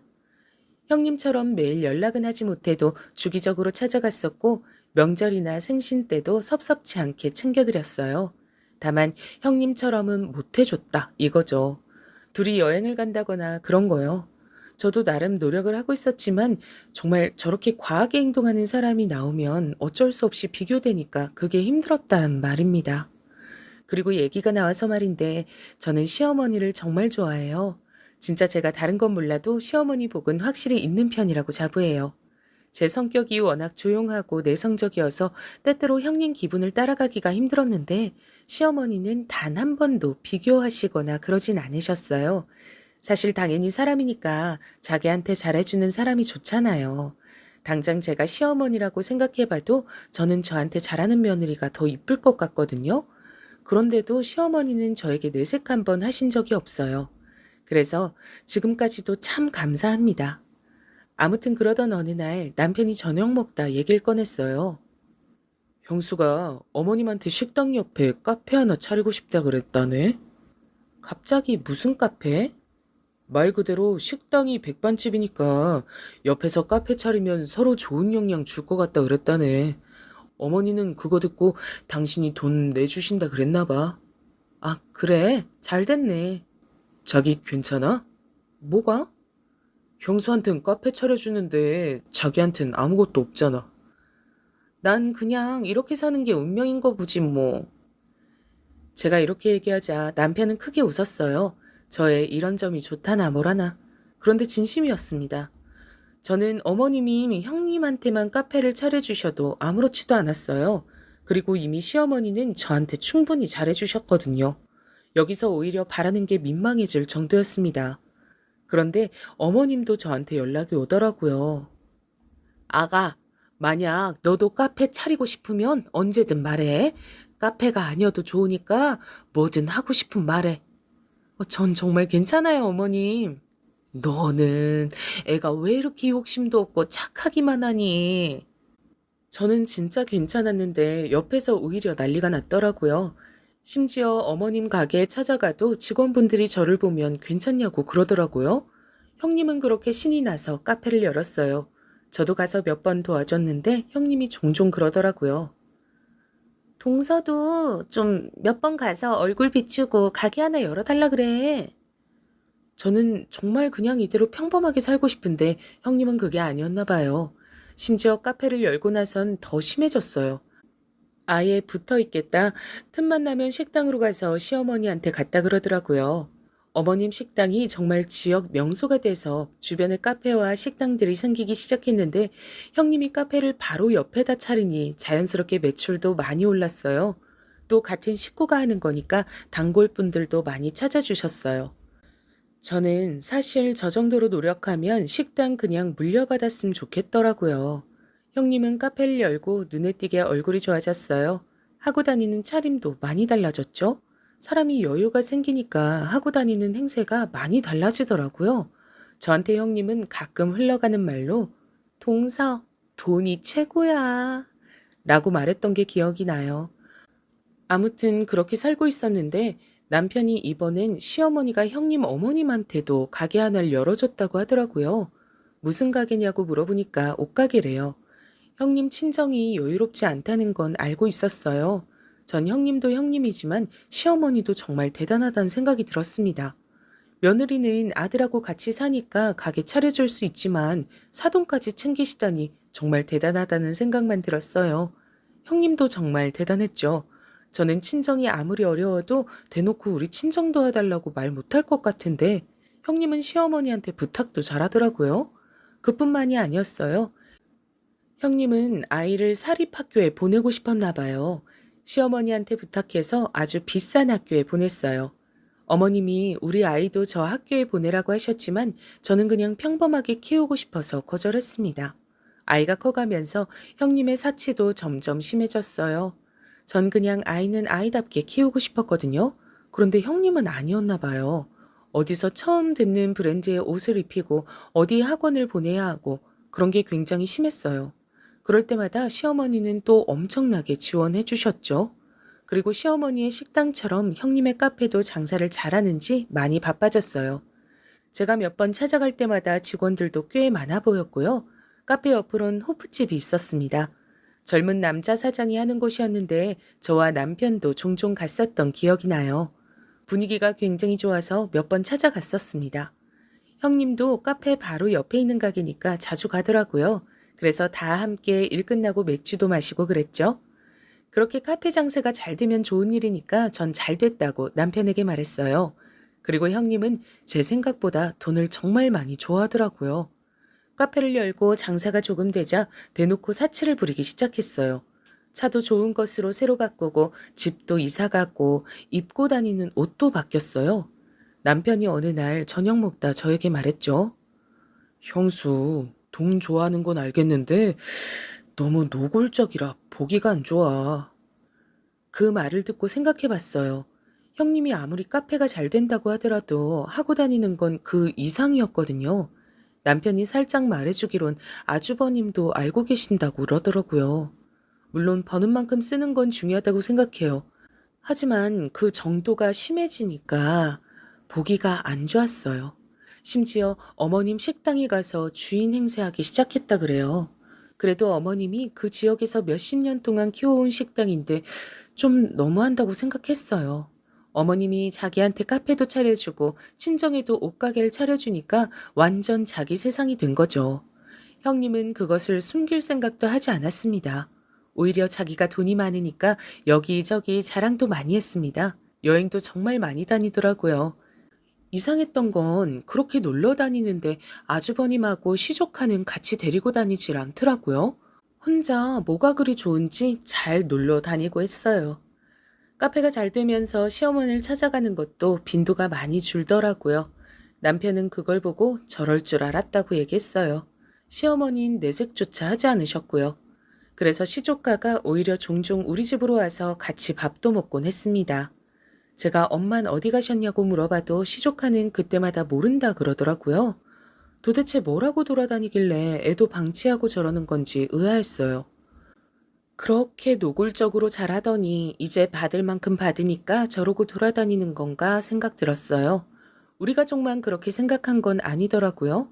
제가 식당에 가서 일손을 도우려고 하면 오히려 단골 손님들이 저에게 말씀해 주셨어요. 둘째가 제대로 된 사람이지. 첫째 며느린 이제 살판 난 게 보여. 그럴 때마다 전 그냥 웃기만 했습니다. 그러면서 한편으로는 시어머니가 상처받지 않으셨으면 좋겠더라고요. 그러던 어느 날 아이가 학교에서 돌아와 간식을 먹이고 학원에 보내자마자 연락이 왔어요. 동서, 지금 어디야? 큰일 났어. 어머니 갑자기 쓰러지셨어. 빨리 병원으로 와. 주소 문자 보내줄게. 형님의 전화였어요. 어머니가 쓰러졌다길래 너무 놀라서 일단 남편에게 전화로 상황 설명을 했고 바로 병원으로 달려갔죠. 도대체 이게 무슨 일인가 너무 놀랐습니다. 정말로 손이 덜덜 떨려오더라고요. 설마 돌아가시는 건 아니겠지 생각하며 마음 졸였어요. 택시를 타고 불이 나게 달려간 병원엔 형님 혼자 있었어요. 그런데 평소와 달리 형님은 침착하더라고요. 오히려 제가 더 놀라서 당황한 채로 여기저기 이상은 없냐고 간호사들에게 물어보고 있었어요. 1인실로 옮기고 겨우 진정하고 있는데 의사 말을 들어보니 원인은 아직 모르겠으나 일단 깨날 때까지 기다려달라더라고요. 검사 결과를 보니 막 엄청나게 몸에 이상은 없지만 깨어날 때까지 옆에서 간호는 필수라는 말을 하길래 알겠다 그랬죠. 바로 남편에게 전화를 걸어 상황 설명을 하고 병실로 들어왔는데 형님이 저한테 말을 하는 거예요. 형님은 확실히 평소와는 달랐어요. 저는 정말 다른 사람인 줄로만 알았어요. 동서, 난 어머님 간호 절대 못해. 정말 죽어도 못해. 동서가 좀 했으면 좋겠어. 내가 500만 원 줄게. 그걸로 간호 부탁해. 아, 내가 그동안 어머니한테 잘했던 거 알지? 이제 동서가 좀 노력해봐. 전 저 말을 듣자 너무 당황스러워서 아무 말도 하지 못하고 형님만 바라보고 있었어요. 내가 얼마나 고생했는데 노인네 매일 찾아가고 옆에서 가게 하면서 챙기고 둘이 여행 가느라 얼마나 스트레스 받았었는데 아 잘됐다. 설마 동서 어디서 본 건 있어가지고 뭐 유류분 이런 거 주장할 건 아니지? 사람이 그렇게 살면 안 돼. 어머님 식당이 생각보다 매출이 진짜 좋더라. 얼마나 돈이 되겠어? 그동안 고생했던 거 보상받을 생각하니까 너무 좋다. 동서, 도대체 언제 가시나 했더니 이제 가시네? 제가 알던 형님이 맞나 싶어서 정말 아무 말도 하지 못하고 있었어요. 이제까지 그렇게 시어머니를 챙긴 사람이 맞나 싶어서요. 정말 지극정성으로 챙기더니 막상 시어머니가 쓰러지니까 저렇게 나오는 거예요. 제 남편 말대로 정말 재산을 노리고 행동한 게 맞았어요. 동시에 정말 괘씸한 마음이 들었죠. 시어머니가 형님에게 해준 게 얼만데 저러는 건지 정말 너무하다고 생각했습니다. 시어머니가 받기만 한 건 아니잖아요. 형님한테 카페도 차려주고, 아니, 심지어 형님 친정도 가게를 차려줬는데 어떻게 저럴 수가 있죠? 그리고 시어머니는 며느리들에게 정말 잘해주셨어요. 제가 생각할 땐 오히려 아들들보다 며느리들에게 더 잘해주셨던 것 같아요. 단순히 물질적으로만 지원해 준 것도 아니고 전 살면서 제사나 명절 때문에 스트레스 받았던 적이 단 한 번도 없었습니다. 항상 시어머니는 귀찮은 거 절대 시키지 않으셨어요. 오히려 저희에게 힘든 거 있으면 말하라 그러셨죠. 그리고 시어머니는 저희 친정에도 정말 잘해주셨거든요. 형님 친정에 가게 차려주시면서 저에게도 넌지시 물으셨어요. 물론 저는 괜찮다며 거절했지만 시어머니는 한 달에 한 번은 저희 친정에 선물을 보내셨어요. 이외에도 제가 현실적인 고민으로 힘들어할 때 정말 많은 도움을 주셨어요. 저는 물론 남편이 좋아서 결혼한 거지만 시어머니와 가족이 되어 즐거웠어요. 정말 저에게 시어머니는 그런 존재였습니다. 제 친구들도 저희 시어머니 같은 분 없다 그랬거든요. 그런데 시어머니한테 그렇게 받을 거 다 받아놓고 저러면 안 되지 않나요? 전 또 할 말을 하는 성격이라 바로 형님에게 말했죠. 형님, 그건 아닌 것 같아요. 어머님 간호야 제가 할 수 있지만 그런 식으로 말씀하시면 안 되죠. 뭐야? 이제야 착한 척해? 왜 이래? 그동안 나만 가게 열어서 배 아팠구나? 그러니까 이번에 잘하란 거야. 조언해주는 건데 왜 그래? 진짜 인간이 어떻게 저럴 수 있나요? 아주버님과 남편도 병원에 도착해서 들어왔어요. 무슨 일이냐고 묻길래 의사가 말한 대로 원인은 모르겠으나 눈 뜨실 때까지 일단 기다려야 된다고 말했어요. 다행히 몸에 긴급한 병이 있는 것은 아니니 안심하라고도 말했죠. 저는 형님이 저렇게 말했다는 것을 남편에게 말을 할지 말지 정말 고민이 많았어요. 하지만 확실했던 건 저런 소리를 들어버린 이상 시어머니 간호는 제가 해야겠다고 생각했죠. 일단 남자들을 돌려보내고 제가 형님에게 말했어요. 형님, 돈 안 주셔도 돼요. 어머님 간호는 제가 할 테니까 가서 일 보세요. 동서, 일해놓고 나중에 딴소리 하면 안 돼. 알지? 전 재산 필요 없어요. 식당도 물려받을 일 없어요. 정말 궁금하시면 남편한테 가서 물어보세요. 정말 진심이었어요. 형님도 나가고 시어머니를 보는데 마음이 아팠습니다. 혼자 남편이 빨리 죽고 얼마나 힘드셨겠어요. 작은 백반 가게에서 저렇게 지역 맛집이 될 때까지 얼마나 고생하셨을까요? 또 며느리가 저렇게 앞뒤가 다를 줄 누가 알았겠어요? 그것도 모르고 카페까지 차려주고 며느리 친정에까지 가게를 차려주셨으니 정말 저는 시어머니가 안쓰러웠어요. 지금의 그런 호탕하신 성격도 어쩌면 혼자 힘들게 사셨으니 만들어진 성격이라고 저는 생각해요. 자식들에게 절대 짐이 되는 분도 아니고 오히려 잘해주려고 노력하시는 분이거든요. 며느리들한텐 더욱 잘해주시죠. 형님이 저렇게 뒤통수를 치다니 제가 더 화가 나서 온몸이 부들거리더라고요. 남편에게 말하진 않았어요. 왜냐면 그냥 저 혼자 알고 싶었어요. 형님이 저렇게 앞뒤 다르단 걸 남편도 어느 정도 눈치채고 있었으니 굳이 나서진 않았습니다. 그러면서 저는 시어머니가 그냥 이 사실을 모르셨다면 좋겠다고 생각했어요. 그리고 시어머니는 무슨 병이 있으셔서 쓰러진 게 아니고 정말 원인 불명의 의식이 없으신 상태셨어요. 그래서 얼핏 보면 주무시는 것 같았죠. 의사 말에 의하면 그냥 정신적 충격을 받아 잠시 잠이 든 상태라고 하더라고요. 암에 걸렸다던가 뭐 특별히 어디가 안 좋아서 쓰러진 건 아니고 정말 정신적인 문제라 그랬어요. 스스로 일어나실 때까지 기다려달라고 하시더라고요. 그래서 간호는 딱히 힘들지 않았어요. 오히려 너무 심심해서 아들도 병원으로 종종 불러서 할머니에게 말 걸어보라고 하고 그랬어요. 남편이 저한테 고맙다고 말했지만 제가 하는 건 그냥 정말 옆에서 어머니가 눈을 뜨는지 안 뜨는지 지켜보는 것이어서 힘들진 않았습니다. 형님은 시어머니가 쓰러져서 병원에 있는 동안 저에게 어떠한 연락도 없었어요. 가끔 오히려 아주버님이 방문하셨죠. 아주버님은 굉장히 바쁘신 분이셨어요. 그런데 짬을 내서 시어머니를 보러 오시더라고요. 그런데 저는 형님 얘기를 먼저 꺼내고 싶지 않아 일부러 말을 안 했는데 아주버님이 오히려 저에게 물어보시더라고요. 집사람 혹시 안 들렸나요?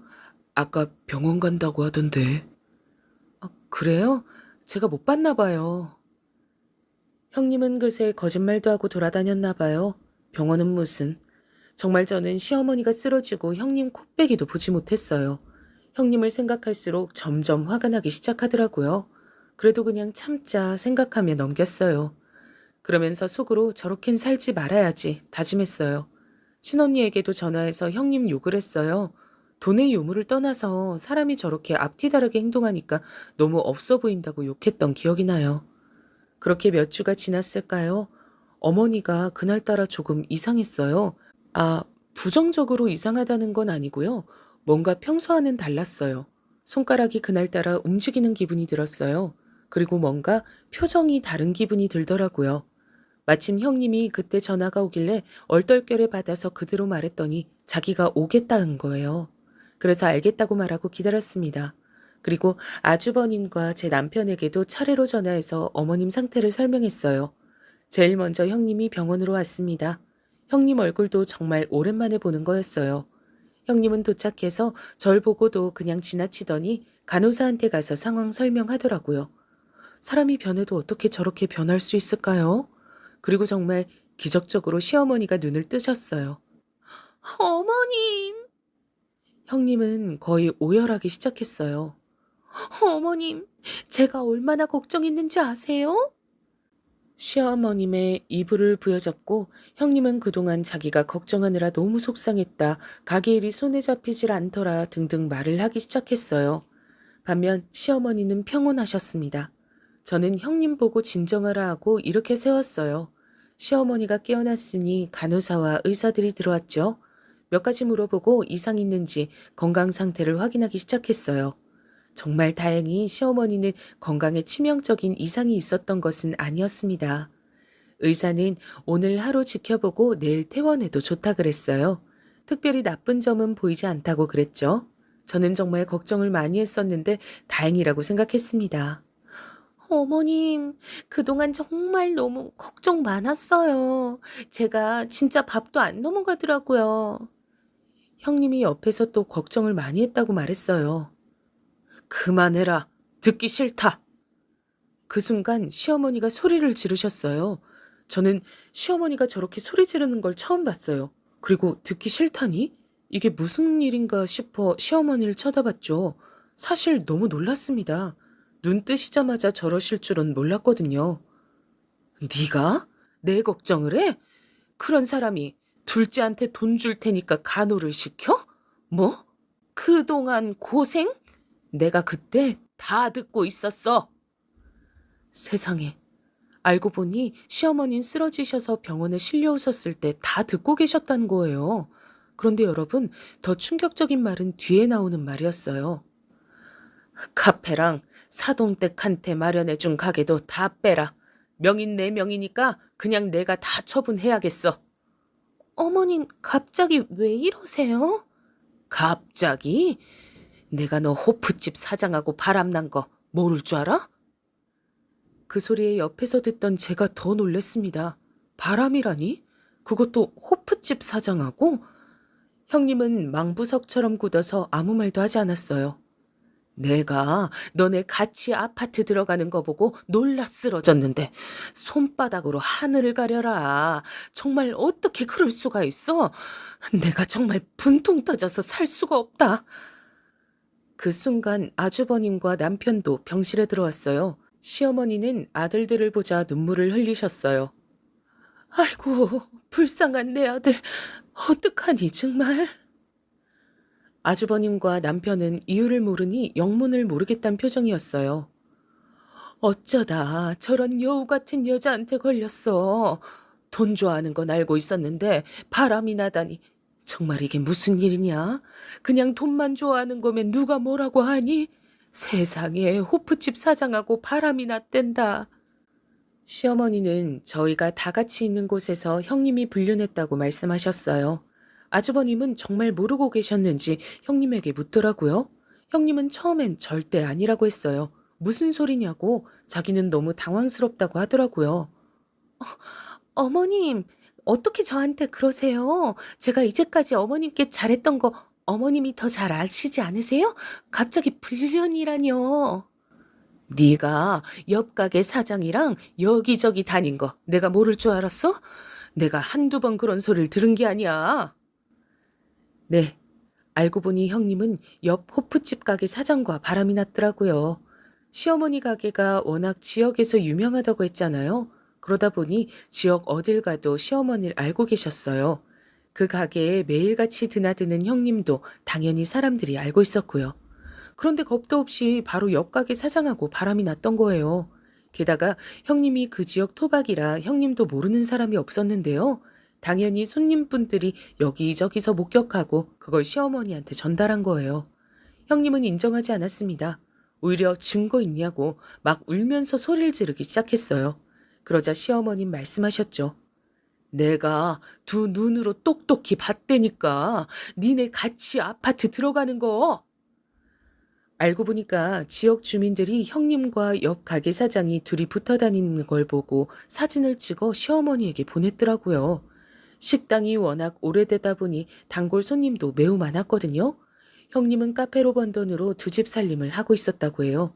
정말 간도 크게 같은 지역 안에서 아파트를 새로 얻어서 살고 있었대요. 그걸 본 사람이 한둘도 아니고요. 워낙 어머님이 식당도 크게 하셨고 형님은 바로 옆에서 카페를 운영하고 있었으니 당연히 사람들 눈에 띄었던 것 같아요. 게다가 불륜남도 바로 옆 가게에서 호프집을 운영하고 있으니 식당을 몇 번만 왔어도 알아차리고도 남을 사실이었죠. 바람도 정말 통 크게 하고 있더라고요. 알고 보니 형님은 혼자 여행을 다녔던 게 아니었어요. 불륜남과 함께 다녔더라고요. 어쩐지 이제야 시조카가 왜 혼자 있었는지 알게 됐습니다. 다 알고 나니까 모든 퍼즐이 맞춰지기 시작했어요. 이걸 옆에서 사람들이 보다 못해서 작정하고 시어머니에게 알렸다고 하더라고요. 나중에 이렇게 발뺌할까봐 사진도 몇 장이나 찍어냈다고 하더라고요. 아니, 사실 사진까지 갈 필요도 없이 그 아파트에 들어가기만 해도 발각될 사실이었어요. 그 소리를 듣고 시어머니도 긴가민가해서 직접 아파트로 갔고 거기서 형님과 호프집 사장을 보았다고 해요. 충격을 받은 시어머니는 그대로 쓰러지셨죠. 시어머니는 안 그래도 불륜 사실을 알고 충격을 받으셔서 쓰러지셨는데 간호도 못하겠다는 소리를 듣고 일어나질 못하셨다고 하셨어요. 그러면서 저한테 고맙다고 하시더라고요. 누워 계셨지만 정신이 완전히 나간 것은 아니었다고 하더라고요. 중간에 제가 어머님께 뭐라고 말한 것도 기억하시고 제가 아들을 데려와서 할머니한테 인사하라고 한 것도 기억하셨죠. 그것도 모르고 형님은 오히려 좋다고 더 불륜남과 돌아다녔나 봐요. 그렇게 형님은 증거와 증인들이 너무나 많았고 바로 아주버님은 이혼 소송을 하셨습니다. 그동안 그런 병원 간다 하고 호프집 사장하고 놀러 다닌 거냐고 소리 지르셨죠. 아주버님은 배신감이 장난이 아닌 것 같았어요. 남편도 옆에서 너무 놀랐는지 굳어있더라고요. 재산을 노리고 저랬던 것은 알고 있었지만 불륜이란 건 정말 상상도 못했습니다. 남편도 그냥 형수가 정신 나간 줄 알았지 저렇게 불륜하며 돌아다닐 거라곤 상상하지 못했다 했어요. 나중에 다 알고 나서야 가지가지 한다고 형수 욕을 했죠. 또 이 좁은 지역에서 간도 크다고 생각했죠. 같은 동네 살면 사실 한 다리 건너면 다 아는 사이잖아요. 카페와 형님 친정에 구해준 가겐 애초에 어머님 명의였다고 하더라고요. 어머님이 절 따로 불러서 말씀하셨어요. 아가, 네가 카페 이어서 해라. 어머님, 제가 과연 잘할 수 있을까요? 전 정말 괜찮아요. 아, 못할 건 뭐냐? 아니면 명의 변경을 해줄 테니까 가게 나가지 말고 돈만 벌어. 내가 정말 고마워서 그래. 그리고 예전부터 내가 너무 못해준 것 같아 신경 쓰였어. 어머님은 형님이 하던 카페를 저에게 주었어요. 사실 얼떨결에 운행하게 된 거라 아직 많이 부족해요. 제가 직접 나가서 뭘 하진 않고 문만 여닫고 있습니다. 아무것도 모르고 시작했지만 그래도 나름 즐기면서 사는 중이랍니다. 형님은 어떻게 됐냐고요? 그대로 이혼당했어요. 가게는 당연히 뺏겼죠. 사실 형님 사돈 쪽에서 식당에 찾아와서 행패도 부리고 그랬습니다. 가게를 줬다 뺏는 게 어딨냐고 막 따지기 시작했죠. 그런데 그런 소린 바람 피운 자기 딸한테 뭐라 해야 하는 거 아닐까요? 정말 콩 심은 데 콩 난다는 말이 이런 말이구나 싶었어요. 형님은 끝까지 자기 잘못이 없다고 했대요. 저도 남편한테 들은 건데 오히려 법원에서 자기가 피해자라고 했다고 하더라고요. 혼자 시어머니 부양하느라 힘들었다고 말도 안 되는 소리도 하고 막 이대로 당할 수는 없다고 오열하기도 했대요. 사람이 양심이 없어도 너무 없는 거 아닌가요? 시어머니 부양이라니. 전 그 말을 듣고 너무 어이가 없어서 웃었어요. 오히려 시어머니가 저희에게 지원을 너무 많이 해주셔서 문제가 되지 않을까 걱정은 했어도 혼자 부양하느라 힘들었다뇨. 그런 사람이 카페도 받고 친정 가게도 차려달라고 하나요? 또 이것도 나중에 알고 보니 시어머니가 쓰러져서 병원에 계실 때 식당에서 자기가 사장인 것처럼 행동해서 직원들 불만도 매우 많았다고 해요. 시어머니는 직원들에게 절대 막대하지 않았는데 형님은 막 이것저것 시키고 그래서 직원들끼리 만약 형님이 사장이 된다면 그만둘 생각도 하고 있었다고 해요. 시어머니가 쓰러지시기 전부터 형님이 그런 낌새가 보이긴 했지만 시어머니가 쓰러지고 나선 더 심해졌다고 그러더라고요. 그러면서 노골적으로 티를 내기도 했었대요. 이 가게 이제 내 거니까 뭐. 이런 말도 서슴없이 하고 있다 그래요. 정말 사람이 양심이 없어도 너무 없어요. 또 공판에서 들은 내용으론 애초에 시어머니한테 잘했던 이유도 재산을 받아서 바람난 남자와 둘이 살려고 했다고 하더라고요. 일부러 카페도 그래서 그 사장 옆에 얻은 거였죠. 둘이 원래부터 알던 사이라고 했고요. 형님은 그 지역 토박이었고 그 남자도 토박이었대요. 어렸을 때부터 아예 아주버님과 결혼하기 전부터 알던 사이라고 하더라고요. 그리고 정말 충격적이었던 사실은 그냥 결혼 자체가 돈 보고 결혼한 거라고 하더라고요. 어릴 때부터 그 지역에서 자란 토박이잖아요. 작은 백반집이 점점 잘 되다 보니까 그걸 보고 있다가 아주버님한테 다가가서 계획적으로 결혼을 했다고 하더라고요. 애초에 사기 결혼이었던 거예요. 재산을 노리고 한 결혼이니 그렇게 시어머님한테 잘했던 거고요. 이 사실은 놀랍게도 불륜남의 입에서 나온 사실이에요. 형님은 불륜남을 만날 때마다 내가 꼭 저 식당 차지하고 말 거라 이렇게 말했대요. 그리고 형님 친정도 다 한 통속이었다고 해요. 그래서 옷가게도 얻어내고 이미 다 딸이 계획적으로 접근했다는 사실을 알고 있었대요. 어쩐지 모든 사실이 다 밝혀졌는데도 당황한 티가 하나도 없더라고요. 다 한 통속이었던 거죠. 이 사실도 저 남자가 양심 고백을 해서 모두가 알게 되었죠. 자기도 그냥 처음엔 가볍게 생각했었는데 날이 갈수록 형님의 행패가 심해지니까 감당하기 힘들었다고 그렇게 고백했다네요. 그리고 여러분, 정말 제일 충격적이었던 게 뭔지 아세요? 알고 보니 형님은 저 불륜남과 애도 가졌다고 해요. 이것도 저 남자의 입에서 나왔어요. 남편은 애초에 형님이 아주버님과 사랑으로 결혼한 게 아니고 계획적으로 접근했던 거니까 놀랍지도 않다던데 저는 정말 충격받았어요. 시어머니 돈으로 가게도 열고 그렇게 사치 부리면서 살다가 아이까지 가지다니 정말 이건 너무하지 않나요? 그래도 세상에 거짓은 없다더니 이게 다 들통이 났네요. 남의 돈으로 그렇게 행복하게 자기 하고 싶은 거 다 하고 살더니 잘 됐다 싶었어요. 저러니 시어머니가 쓰러졌던 사실이 형님에겐 얼마나 큰 행복이었겠나요? 형님의 계획은 시어머니가 저렇게 쓰러지면 식당도 카페도 자기 것이 확실히 되는 거고 그럼 그 큰 돈을 가진 채로 아이 낳고 불륜남과 살 예정이었나 봐요. 재산을 받고 이혼하고 싶었기 때문에 그때를 기다린 것 같았어요. 하지만 다행히 시어머니가 그 사실을 알게 됐고 그렇게 형님은 재산도 받지 못하고 이혼당해서 지역 자체를 떠나게 됐죠. 더 이상 살 수가 없죠 뭐. 어딜 가도 다 아는 사람들이었으니까요. 이 사건 이후로 저도 한동안은 돌아다니면서 질문 받느라 너무 힘들었어요. 그래도 저는 당당하니까 잘 돌아다녔죠.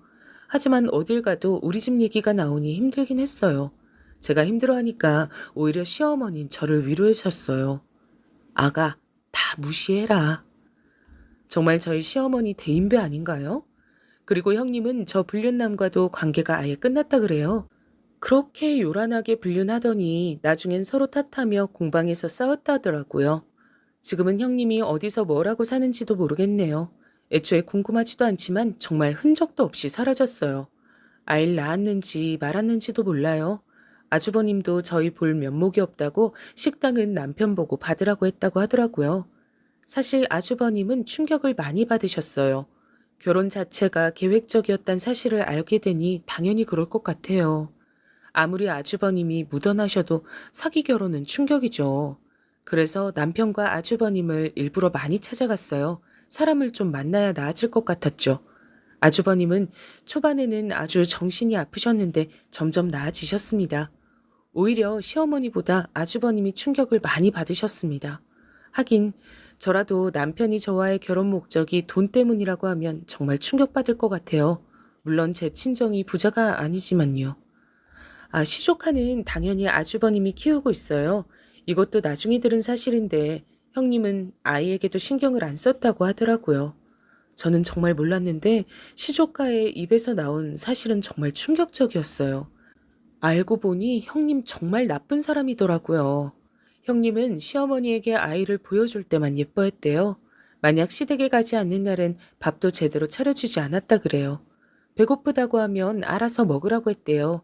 학교도 그 좋은 고급 사립학교에 가고 싶지 않았는데 안 가겠다고 하면 소리를 지르고 나가라고 하니 어쩔 수 없이 갔다고 하더라고요.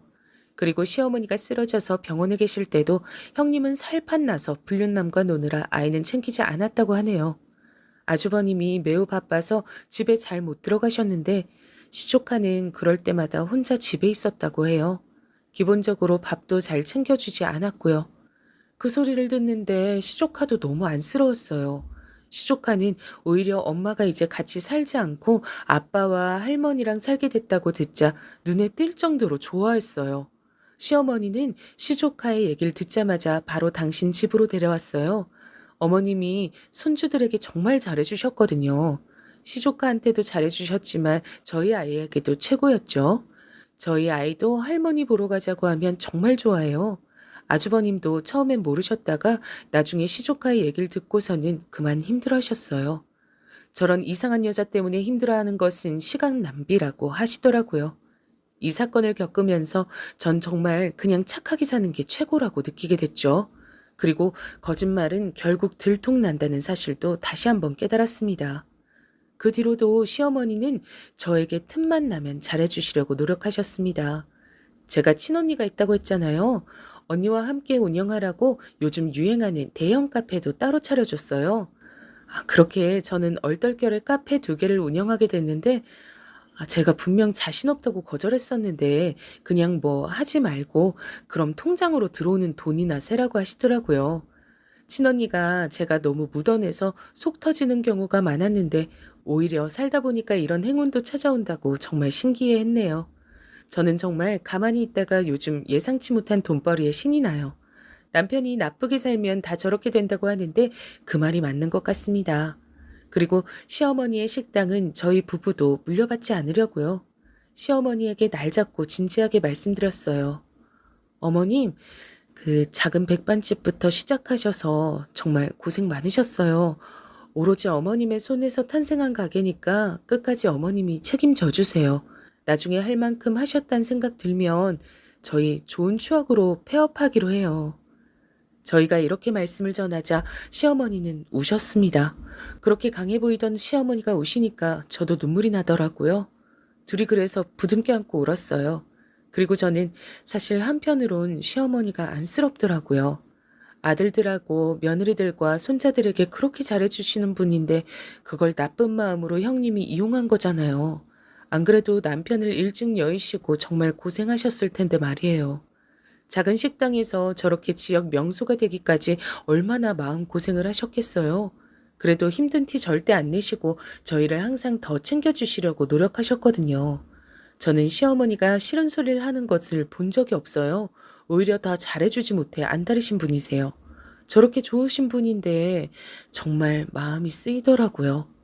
저도 배신을 당해본 적은 없지만 상상만으로도 가슴이 찢어집니다. 그것도 저렇게 노골적으로 티가 나게 잘해주다가 배신당한 거니 시어머니 속이 말이 아닐 것 같았어요. 그래서 저도 제가 마음에서 우러나와서 시어머니에게 더 잘하려고 노력하고 있습니다. 형님처럼 목적을 가지고 잘하는 것이 아니고 정말 우리 시어머니 너무 좋으신 분이니까 제가 하고 싶어서 그러는 거예요.